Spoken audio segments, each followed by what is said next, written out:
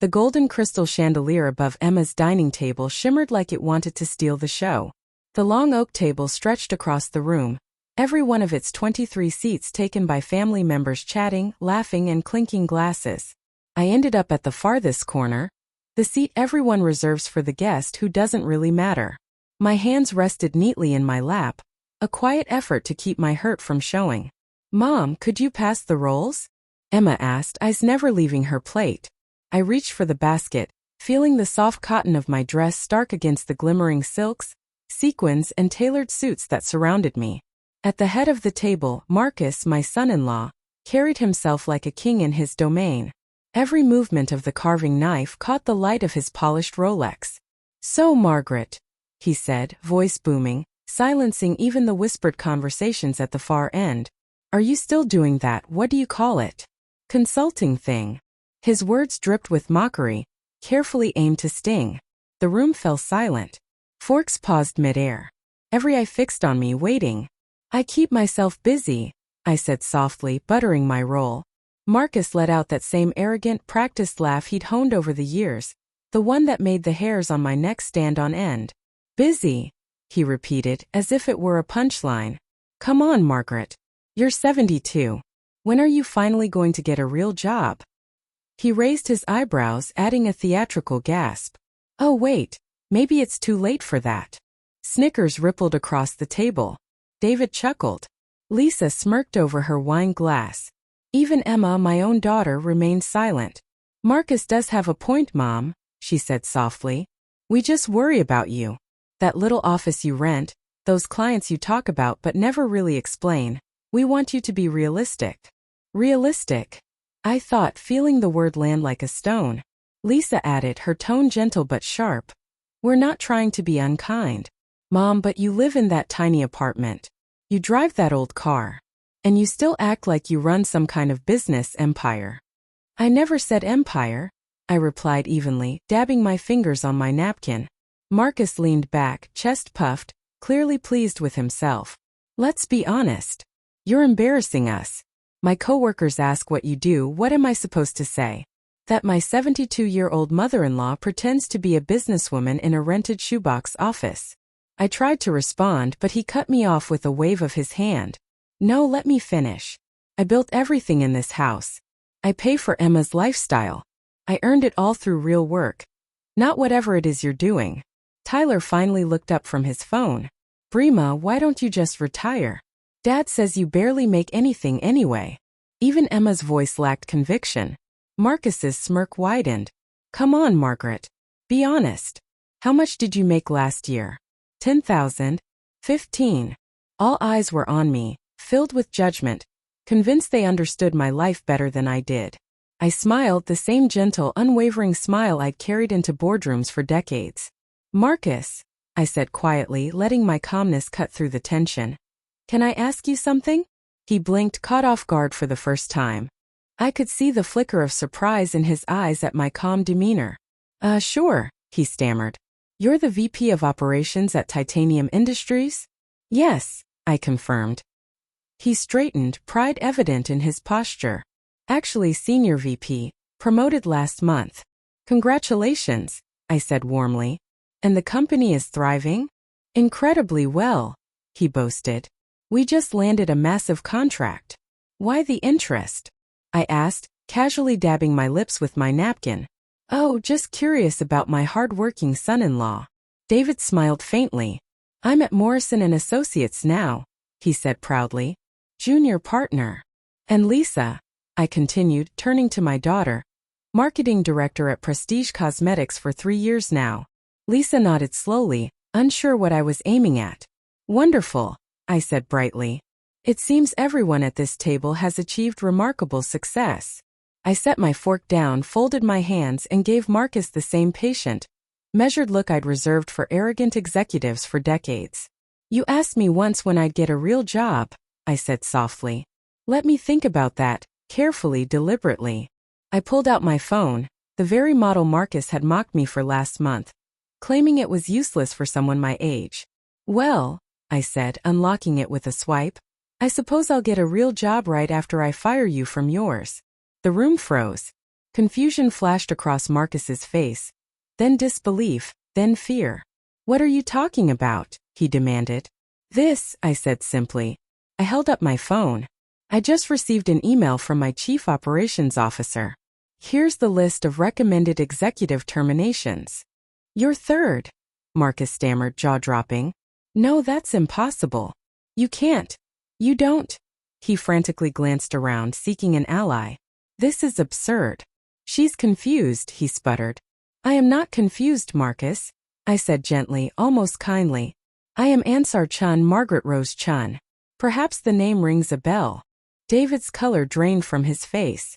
"Mom, Mr. Chun is the founder and CEO of Chun Global Industries." "That's correct," I said quietly. "Titanium Industries is one of my companies. I acquired it 12 years ago." Silence swallowed the room whole. "You're lying," Marcus whispered. "Mr. Chun is..." Emma hesitated. "He's a man. Everyone says he's a man." I smiled, letting the assumption linger. People always underestimate women, especially older women. Emma's wine glass rattled as her hand shook. "Mom, is this real?" she asked.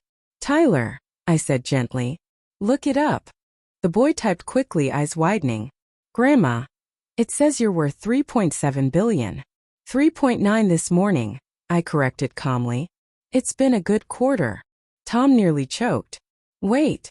Morrison and Associates, our new majority shareholder last year." "That was you." "That's right," I confirmed. "You're doing excellent work there, David. I read your briefs." David looked like he might collapse from shock. Marcus had gone from red to purple to pale. "This is insane. This is some kind of joke. You're trying to scare me." I tapped my phone. "Siri, call Robert." The dial tone echoed in the quiet dining room. "Margaret," a warm voice answered. "Happy Thanksgiving." What a surprise. "Happy Thanksgiving, Robert," I replied calmly. "Sorry to bother you on the holiday.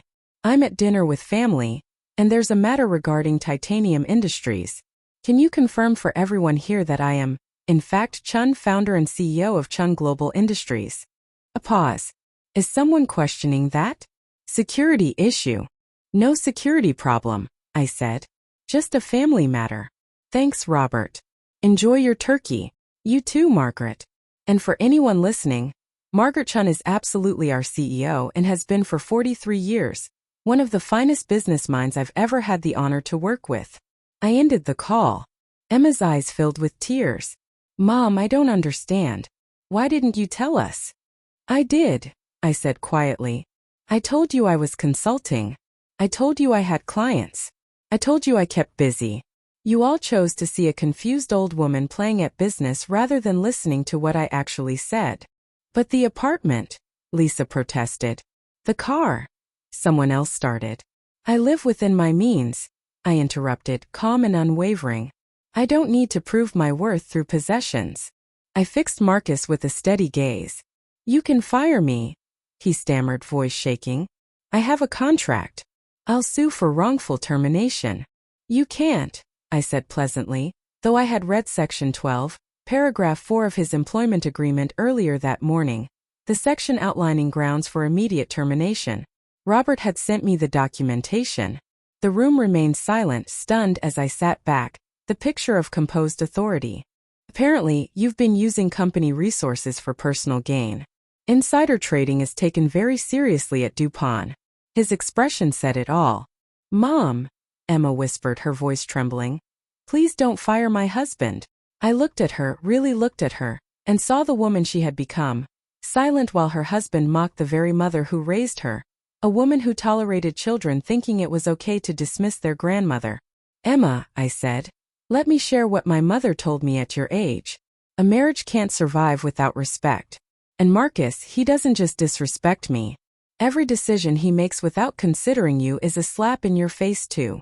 "This is blackmail," Marcus spat. "No," I replied firmly. "This is accountability." I stood, placing my napkin neatly beside my plate. "Marcus, you have until Monday morning to hand in your resignation. You'll receive 6 months severance, more than you deserve, but I suggest you use that time to think about the kind of man you want to be." He leaned forward, scowling. "And if I refuse?" Then I fire you, I said. And the investigation into your trading activities becomes official. The choice is yours.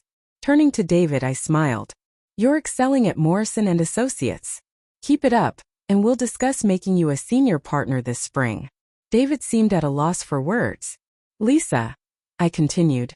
Prestige Cosmetics is acquiring Guiard, one of my beauty brands. Your position is secure. In fact, I'm recommending you for VP of Marketing for the entire division. You've earned it through talent and dedication. Lisa's mouth moved silently, disbelief written across her face. I addressed my grandchildren Tyler and Emily. I'm setting up an educational trust for both of you. A full ride to any university you choose, and graduate school too if that's your path. All I ask is that you remember success isn't about looking down on others. It's about lifting them up. Tears streamed down Emma's face. Mom, I'm so sorry. I'm so sorry, she whispered. I walked around the table and kissed the top of her head. I know, sweetheart. We'll talk. But right now, I have another Thanksgiving dinner to attend. Downtown? Emma asked. Every year, I said, smiling. I host Thanksgiving for my employees and their families.